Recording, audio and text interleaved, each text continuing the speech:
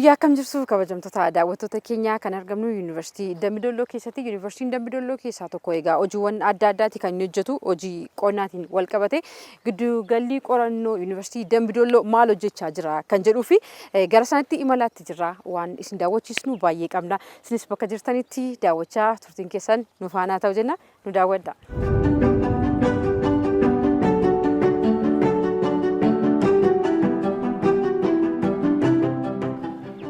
Akkam jirtu? Nagaartu, baga nagaan nu eeddan. Maqaan kiyya barsiisaa Sooressaa Shumaa Abdiisaan jedhama. Qindeessaa giddugala kanaati. Amma eessatti argamna? Bakki itti argamnu giddugala qorannoo qinda'aa Dambi Doolloo Yuunivarsiitii. Giddugalli keenya hojiiwwan qorannoo qonnaa hojii wal qabatee piroojeektii qonnaa hojii wal qabatan 20 fi isaa ol irratti hojjetaa jira. Giddugala kanatti maal fa'aa daawwachuu dandeenya? Maal nu daawwachiisuu dandeessu? Maal hojjechaa jirtu? Hojiiwwan akkamitti hojjetamaa jira? Giddugalli kun hojiiwwan bal'aa of keessaa qabaata. Hojiiwwan qonnaa hojii wal qabatan piroojeektii 20 fi isaa ol walitti qindeessinee qorannoo irratti hojjetaa jirra. Achi keessaa bakka amma argamnu bakka horsiisa booyyeeti. Horsiisa booyyee tokko giddugala kanatti karaa bal'aa ta'een qindeessinee hojjetaa jirra. Inni guddaa fi inni ijoon objektiinii keenyaa tokko baruu barsiisuutu irratti gaggeeffama. Ijoolleen giddugala kanatti laaboraatoorii qonnaa ijoolleen qonnaa baratan asirratti barumsa isaanii baratu. Inni bira lammaffaan qorannoo irratti hojjennaa. Karaa biraa immoo addan irratti sanyii baafna. Sanyii baasnu kan immoo rakkoo hawaasaa eeguudhaaf gara qonnaan bulaatti dabarsina jechuudha. Bakki kun bakka itti booyyee horsiistanidha jechuudha. Baay'ee isaanii yoo argatti jirra kun.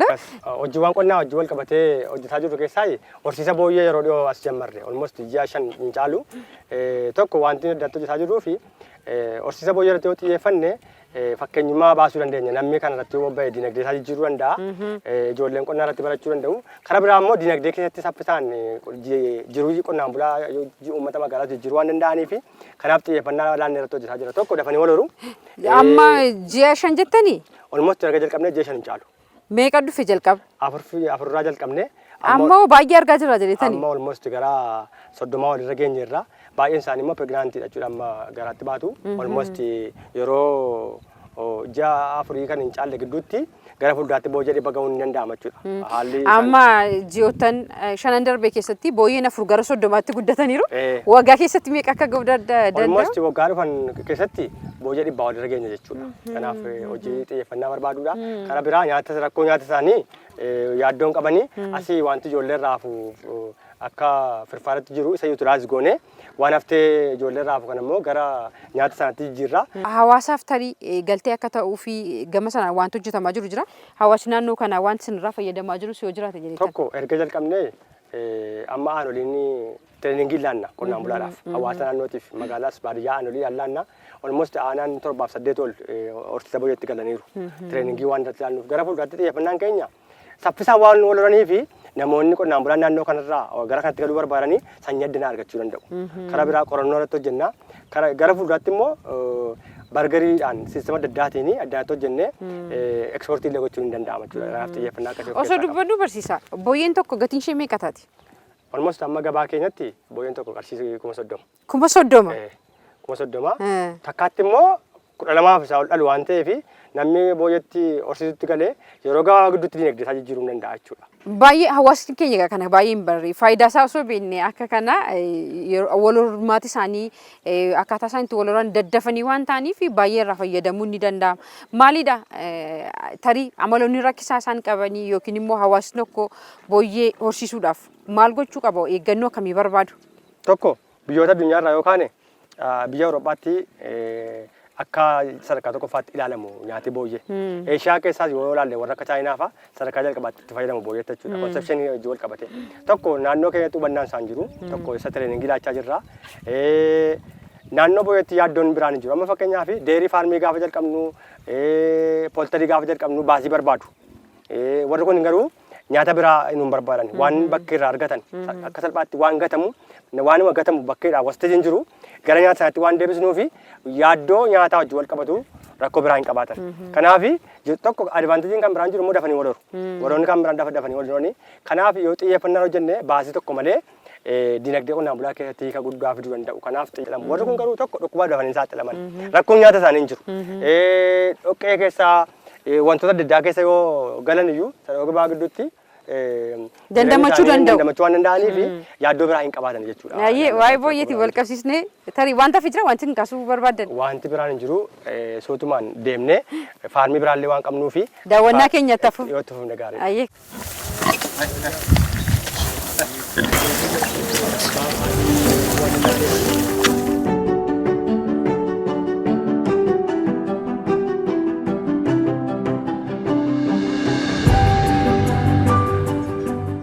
Kabajamtoota daawwattoota keenya Giddugala Qorannoo Yuunvarsiitii Dambi Doolloo keessatti kan nuyi argamnu qonnaadhaan wal qabsiisee hojiiwwan bal'aadha kan hojjetamaa jiranii horsiisa booyyee irratti egaa waan guddaa nuuf qoodanii jiru. Ammas wantoonni daawwannu baay'ee jira. Isinis nu daawwachaa nu faana tura. Garama deemnam. Amma asiin bakki bosonaa jira waan ta'eef bakka bosonaa deemnee ilaallu. Hayyee nu daawwaddaa.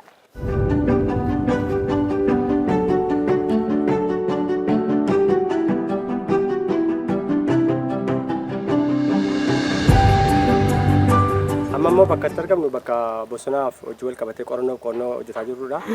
Bosonni naannoo kana jiru qorannoodhaan kan deeggarame bosona bal'aatu jira. Garasiin immoo bosona kan bunaatu jira. Kanaaf kallattii manatti seennee bosononni hojjetaa jirru nyaata wajjin haala qilleensa biyyaa wajjin wal qabatee waanti jiru ilaallu seenne.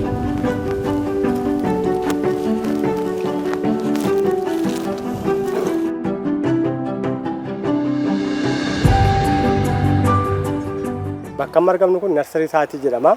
Narsarii saatii gurguddaa lamatu jira. Tokko kan bosonaati, lama immoo kan bunaati. Kan bosonaa almost biqilaa hedduudha. Biqilaa nuti xiyyeeffannee irratti hojjetaa jirru biqiloota harki 70 fi isaa oli warra nyaatamanidha. Warra nyaataman gaafa jennu biqiloota bal'aatu jira.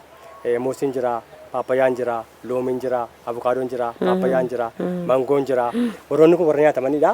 Inni kan biraan warra bareedinaa ijaarsaa warra oolanii giraavillaa kan jennu kun jiru, baambuun jiru. Sun moringaan natti fakkaata. Moringaan illee jira. Kanaaf moringaan immoo akkuma biyyaattiyyuu fayyaadhaaf akka qorichaattiyyuu kan namoonni baay'een itti fayyadamanidha. Moringaan wanta adda isa godhu kallattii adda addaatiin itti fayyadamuu dandeenya. Fakkeenyaaf amma faayidaan moringaa waan salphaa miti waan bal'aa kaasuu hin danda'amu. Fayyaadhaaf amma giffiitiin jira. Dhiibbaan dhiigaati. Dhiibbaan dhiigaa jira. Karaa biraa immoo gara beelladaatti gaafa geessinu immoo horsiisa lukkuu keetti iddoo guddaa qaba pooltariidhaaf yookaan indaanqoodhaaf. Indaanqoon gaafa baala isaanii daakanii itti dabalanii fi baay'ee hanqaaquun isaanii kan cabneen gargaara. Kallattii sanaan isin fayyada jechuudha. jechuudha. Fayyaa lukkuutiif illee waa guddaan qaba. Kanaaf bu'aan moringaa illee danuudha. Kanaaf tokko iddoo kanatti kan fayyadamaa jirruu fi ijoollee qonnaa irratti barsiifna.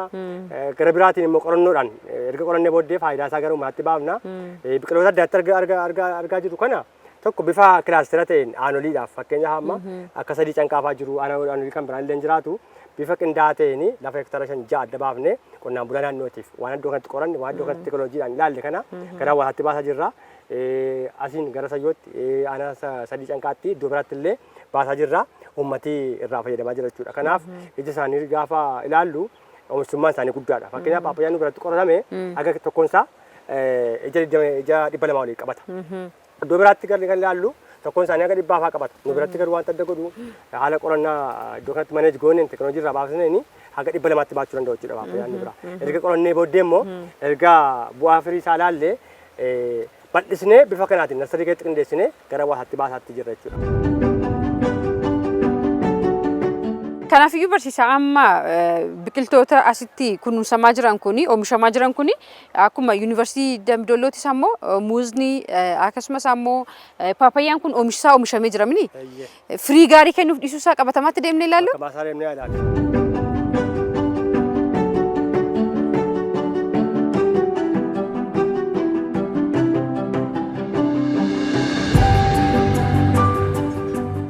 Bakki amma jirru bakka piroojeektii qaachoo qaaniseeti jedhama. Qaachoon akkuma beekamu gara kibbaatti jechuudha bal'inaan kan ta'u. Nuyi addanatti adapteeshinii qorannoo garaagaraa hojjenneerra. Kanaaf qorannoo gaafa hojjennu agiroonoomii isaarraa kaanee amma nyaachisaatti qorannoo irratti hojjenneerra. Qorannoo hojjenne kana immoo uummatii naannoo tireeningii irratti laanneerra jechuudha. Kanaaf wanti qaachoo naannoo qaachootti beekamu tokko bullaan asirraa baha. Bullaan immoo finfinneedha gatiin isaa qaalaadha. Caba namoota caba qabanii fi akkasumas immoo harmootiidhaaf illee da'umsa booddee yeroo baay'ee rakkoon ta'a. Kanaaf faayidaan qaachoo naannoo kanatti yoo hagas beekamuu baatellee naannoo kibbaatti baay'ee beekamaadha. Akkamiin gara kana fidanii Yuunivarsiitiin Dambi Doolloo akkamiin gara kana fidee? Food security keessatti addunyaan xiyyeeffannaa guddaa qaba qaachuudhaaf. Kanaaf maal goone gara kibbaatti tireeningii namoota achiisinaaf illee leenjii akkasiniif kennamu? Tireeningii akka isaan kennan goone uummata kibbaa namoota saampilii fudhannee uummata naannoo keenyaatiif tireeningii agronomii irraa ka'ee amma nyaachisaatti tireeningii laatame. Erga tireeningii laannee booddee sanyii kana kibbaa finne jechuudha. Aga 2000 finne 2000 sana finne kana immoo iddoo kanatti horsiisnee baay'isne jechuudha. Erga baay'isnee booddee immoo tireeningii waan laannee jirruu fi haala nyaata isaa daabboon isaa akkamitti akka nyaatamu marqaan isaa akkamitti akka nyaatamu sirni nyaataatii akkam akka ta'e qonnaan bulaa erga barsiisne sanyii kana immoo qonnaan bulaadhaaf haga 100 olii raabsine jechuudha qaachoo duwwaa. Kanaaf sanyii isaa namni bal'inaan fudhateera. Haala nyaatu isaatii namni tireeningii fudhateera. Kanaaf yeroo beelli jiru xiyyeeffannaa itti ilaannee tokkoon isaa irraa amma kiiloo 60 waan baasnuu fi tokkoon ishee kanarraa hanga kiiloo 60 ba'a jechuudha. Kiiloo 60 waan bahuu fi xaafitti makuun ni danda'ama. Marqaan isaa jira, daabboon isaa jira. Sirna nyaataa kamiiyyuu kontentiin nyaataa inni of keessaa qabu xaafii fa'aa wantoota kan biraa waan caaluu fi gara sanatti hawaasni akka itti fayyadamuuf tireeningii waan laannee jiruu fi uummatni sanatti galee jira jechuudha. Kanaaf akkuma qaachoo immoo garanaan immoo moosiis jira. Moosiis amma naannoo kibbaatti jechuudha bal'inaan kan beekamu. Moosiis gosa baay'ee finne fakkeenyaaf amma kaavendish kan jedhamu jira, duwaarfii kan jedhamu jira, reedii kan jedhamu jira. Iddoo kanatti erga qorannoo hojjenne warrooti immoo bu'aa qorannoo keenyaatiin gaafa nyaatamu dhandhama isaanii mi'aawu maarket saayizii gaarii qaban yiildii gaarii qabanii hawaasaaf amma 203 raabsaa jirra. Kanaaf muusii irratti illee xiyyeeffannaa bal'aa laannee hojjetaa jirra. Sana duukaa horsiisii paappayyaa jira, appiliin akkasuma jira. Kanaaf asirraa kan qaachoo asumatti ilaallee gara muusiitti dabarru. Tole. Kanaafiyyuu namoonni nyaataan akka of danda'anii fi qaachoo irratti leenjii adda addaa kennuudhaan uummataaf laabsaa jirtu jechuudha. Haala qilleensaa naannoo kanaa wajjinis wal simee. Haala qilleensa naannoo kanaa wajjin fakkeenyaaf amma haalli qilleensa naannoo kanaa muusiidhaaf warroota hortikalchar kirooppii jedhaman kana muusii, paappayyaa, avukaadoo, mangoo akkasuma inseetii kanaa fi baay'ee mijaa'aadha. Qorannoon keenyas kanuma agarsiisa. Kanaaf haalli qilleensa naannoo kanaa giruuppii kaataagoriin amma nu giruuppii goonee irratti hojjetaa jirru hortikalchar kirooppii warra jedhaman kanaa fi midhaanota hiddaa warra jedhaman kana godina kanatti xiyyeeffannaatti ilaannee akka inni babal'atu gochaa jirra jechuudha.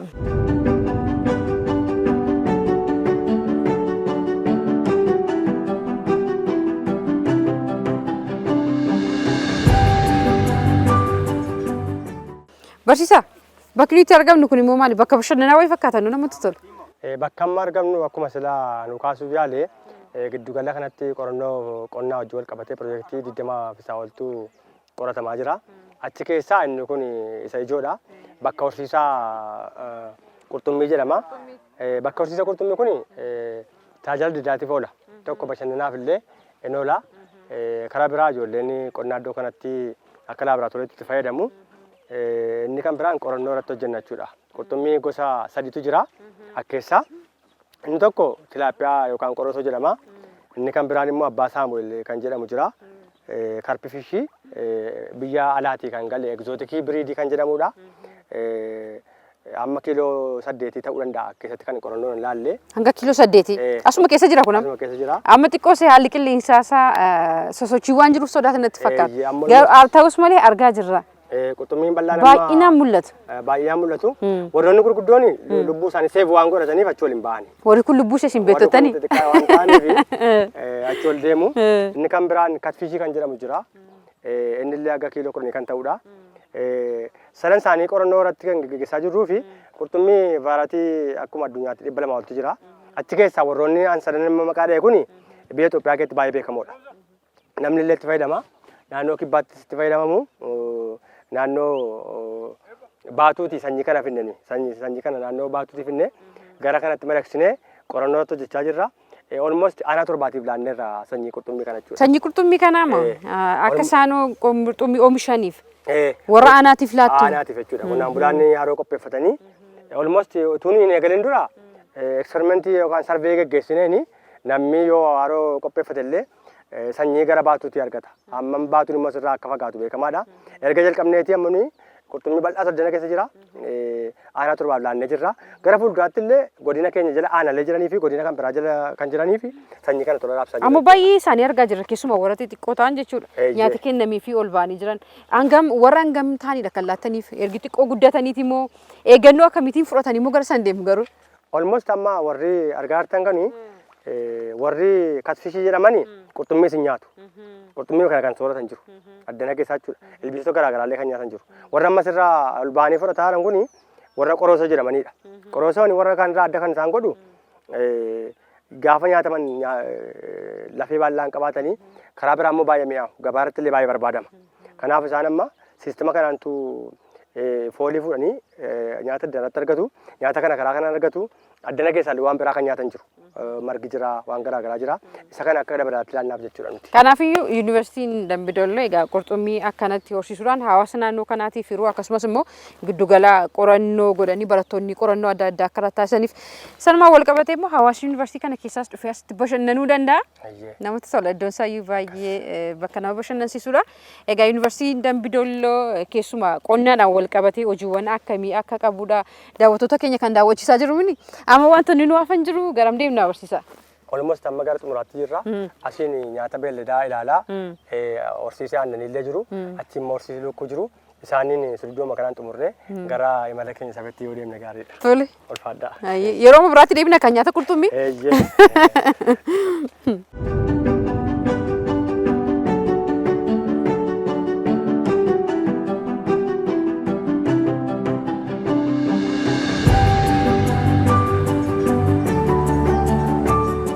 Bakki amma jirru bakka horsiisa aannaniiti. Iddoo kanatti bara 2013 gara xumuraatti horsiisa aannanii eegalle. Gaafa eegalle saawwan loowwan 20 jalqabne qorannoo kana almost amma 50 ol irra geenye jirra. Iddoo kanatti wanti nu hojjennu inni guddaan qorannoof qo'annoodha. Baruu barsiisuu ijoolleen irratti baratu. Kana biraa saawwi warri kun dhiigi isaanii biyya laa waan ta'aniif naannoo kanatti hin beekaman turan. Kanaaf adapteeshinii irratti hojjennee uummata godina kanaa tireeningii irratti laachaa jirra. Leenjii yeroo adda addaatti warra magaalaatiif warra baadiyyaatiif laanna. Kan laannuuf immoo tokko horii naannoo kana jiranii lookaalii warra naannoo horroo biriidii jedhamanii waan ta'eef aannan liitirii 2-3 duwwaa laatu. Kanaaf rakkoo aannan gama aannaniitiin jiru horii lookaalii qabannee fooyyessuu waan hin danda'amneef warra dhiigi isaanii ol ka'an kanarratti qonnaan bulaa barsiisuun murteessaadha.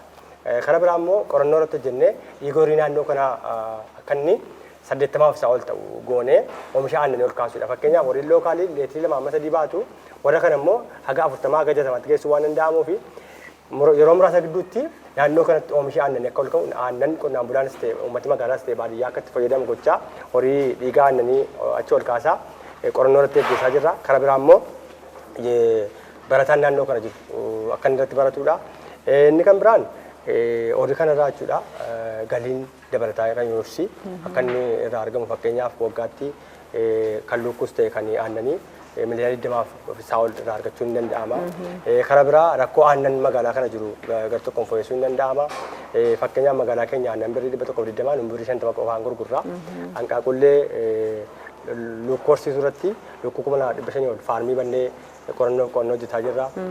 Jetti killee 60 ol arganna iddoo sanattis achi gar tokkoon barataan keenya akka hanqaaquu argatu. Kana biraa immoo hanqaaquun magaalaadhaa birrii 16 nu biratti birrii 8 akka inni gurguramu gochaa qorannoo irratti hojjechaa teekinooloojii irraa baasaa rakkoo naannoos naannoo rakkoowwan qonnaa horii aannanii hojii wal qabatu lukkuu hojii wal qabatus furaa kallattii gara fuulduraa ka'aa fi sanyiiwwan immoo gara fuulduraatti qonnaan bulaa raabsaadha jechuudha kan hojjetaa jiru.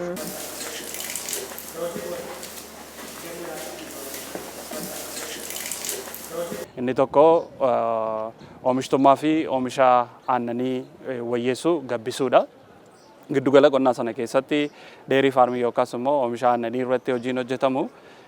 Akka fakkeenyaatti yoo kaasnee ilaallee loon naannoo kanatti qilleensi isaa xiqqoo ho'aadha sababa ta'eedhaa fi loon qilleensa baddaa malee oomishaaf hin mijatu jedhamanii yaadamne experiment goone yookaas immoo asitti finnee qorannootti galchine jechuudha. Exotic breedii jedhamu giddugala qonnaa sana keessa loon jiranii Hoolaand irraa kan dhufanii biyya keenya keessatti naannoo kaaba shawaa salaaleedhaa fi qilleensa baddaa baay'ee diilallaa ta'e yoo ta'e irraa kan hafe hagasuma mijatan turanii exotic breedii kana gaafa giddugala qonnaa keenyatti finnu dhiigni isaanii parsantaa 70 exotikiidha jechuudha. erga iddoo kana ga'ee qaqqabsiisnee maneejimentii isaa irratti bal'inaan erga hojjenneen booda jenereeshinii lammaffaan amma erga nu bira ga'anii kan inni babal'isnee irratti hojjechaa jirru parsantaa 95 irraan qaqqabsiisneeti kan inni jirru jechuudha. Kun jechuun maalidha? Qorannoon maneejimentii wayyaan giddugala qorannoo akkasumas dhaabbilee barnoota olaanaa keessatti xiyyeeffannoo itti kennamee yennaa irratti hojjetame wanti hin danda'amu jedhamu akka inni hin jirre fakkeenya guddaadha jechuun hin danda'ama.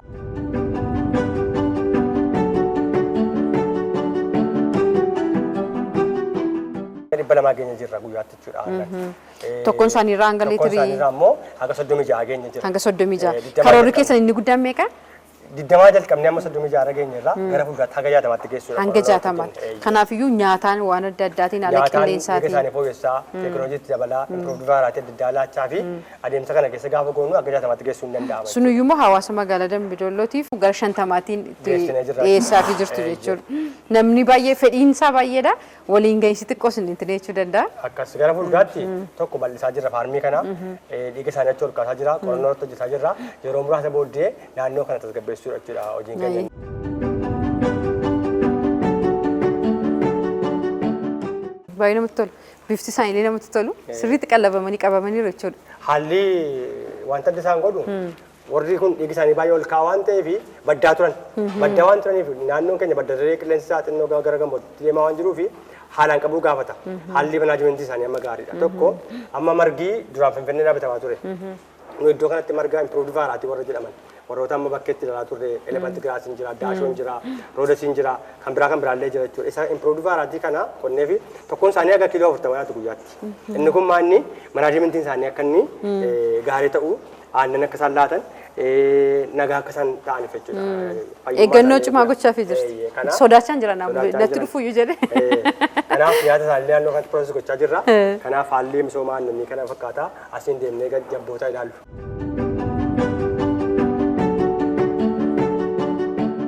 Barbaachisee fi manaajimentii isaanii eeguudha. Haala nyaataa, haala bishaanii, haala dhugaatii, haala fayyummaa isaanii eeguudhaa fi guruupii yoo goone fakkeenyaaf warra kormaa qobaatti, warra fiimeelii qobaatti, warra umurii wal fakkaatan qobaatti. Rikoordiin qabna.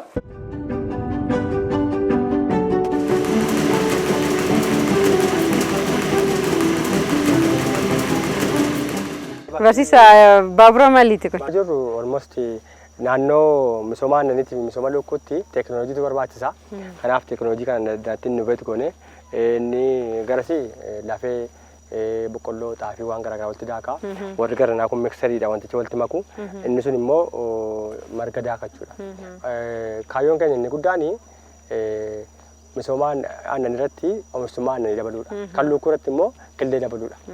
Wanti kana hojjenneef inni guddaani nyaati beelladaa kun bal'inaan gara gabaa giddu galeessaa Finfinneetti dhufa ture.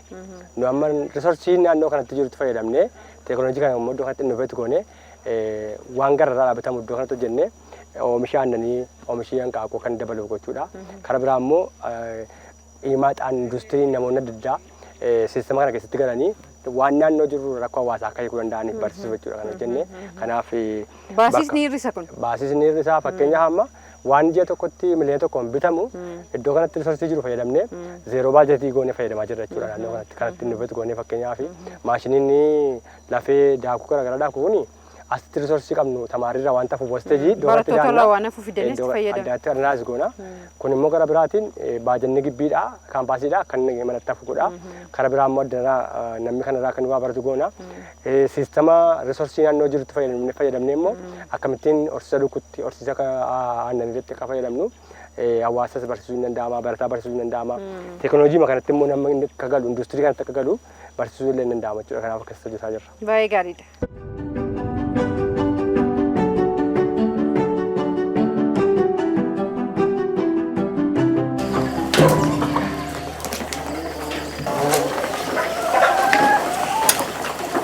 Yuunvarsiitiin Dambi Doolloo hundeeffamni isaa yeroo gabaabaa yoo ta'e iyyuu yeroo dhiyoo kana keessatti hojii babal'aaf baay'ee guddaa jiru jireenya hawaasaa jijjiiruu danda'an hojjechaati kan inni jiru. Yuunvarsiitiin kun akka Center of Excellence yookaas immoo giddugala xiyyeeffannoo godhee kan inni qabate keessaa inni tokko qonnaadha. Qonna ammayyeessuu oomishaaf oomishtummaa seektara qonnaa guddisuuf dagaagsuu irratti xiyyeeffateeti kan inni hojjetu. Egaan yuunivarsiitiin keenya qonna irratti xiyyeeffatee gaafa hojjetu lixa Oromiyaa kana keessatti qabeenyi uumamaa naachuraal risoorsiin baay'ee bal'inaaf daran guddaan sababa jiruu fi inni kun qorannoo bifa saayinsawaa ta'een yenna deeggarame gumaachi inni biyyaaf naannoo kanaaf qabaatu daran baay'ee guddaadha waanta ta'eef sanarratti xiyyeeffannoo guddaa kennineeti kan inni hojjechuutti jiru. Kana giddugaleessa godhachuudhaan yuunivarsiitiin keenya giddugaleessa qonna qinda'aa yookaas immoo integrated agricultural research centerii hundeessee piroojeektoota gurguddaa afurii ol xiyyeeffannootti kenneeti kan inni irratti hojjechaa jiru.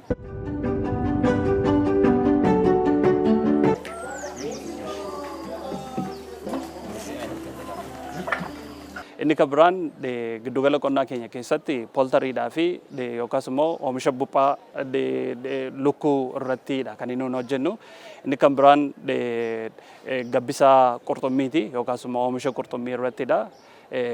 Bal'inaan giddugala qonnaa keenya keessa qorannoo qonnaa keenya keessatti kan inni irratti hojjechaa jirru naannoon kun iikooloojiin isaa kuduraaf muduraadhaaf baay'ee mijataadha sababa ta'eedhaa fi kuduraaf muduraa fonotaayipii yookaas immoo vaaraayitii qilleensa naannoo kanaati wajjiniin wal simuu danda'u adda baasnee kilaastara muuzii, kilaastara paapayyaa akkasumas immoo misooma bosonaa kan nyaataaf oolan, kan qilleensa bareedinaaf oolan bal'inaan irratti hojjechaati kan inni jirru. Asitti kan inni irratti xiyyeeffannee hojjennu tokko addaabti goona. Qorannoon qonnaa bifa saayinsawaa ta'een leveliin namaa biyya keenya keessatti irra ga'ee kanneen kanaan dura hojjetaman giddugala qorannoo qonnaa akka biyyaatti jiran wajjiniin jooyintilii wal faana ta'uudhaan iddoo biraatti wantoota oomishaman addaabti goona. Addaabti goona gaafa jedhamu yookaas immoo achi as finnee madaksuu irratti gaafa hojjennu callisnee wanta iddoo biraa jiru asitti finnee integreet goona otoo hin taane filosoofii dhaabbati barnoota olaanaa yookaas immoo giddugalli qorannaa irratti xiyyeeffachuu qabu bu'uureffachuudhaan saayinsiif riisarchii mataa keenyaa itti daballee akka inni qilleensa naannoo kanaaf ta'utti akka inni qonnaan bulaa naannoo kanaaf ta'utti hojii bal'aadha kan inni irratti hojjennu jechuudha. Inni kan biraan taaskiin yookaas immoo aktiivitiin nuun baay'ee oriented taanee irratti hojjennu maneejimentii isaati. Qonni yeroo hundumaa maneejimentiin isaa hin qixaa'u yenna ta'e risoorsii yookaas immoo galtee wal fakkaataadhaa fi qilleensa wal fakkaataa qooddatamee iyyuu oomishtummaan isaa addaa gara ta'uudhaaf carraan inni qabu baay'ee bal'aadha. Kanaaf maneejimentii baay'ee bal'aa bifa saayinsawaa ta'een ofiis qorannee dabalataan immoo qonnaan bulaa hawaasa qonnaan bulaa giddugala qorannaa keenyatti finnee leenjii gaggabaabaa yeroo garaagaraatti sanyii as keessatti oomishnu saayinsiidhaan mirkaneessan immoo dabarsinee maasaa isaanii irratti akka isaanii bifuma wal fakkaataa ta'een irra deebi'anii akka isaan hojjetan leenjii iskiilii dabalataa akka isaan argatanii fi barsiisonni kolleejii qonnaa deeggarsa bal'aadhaa fi tumsa guddaadha kan isaan taasisaa fi jiranii jechuudha.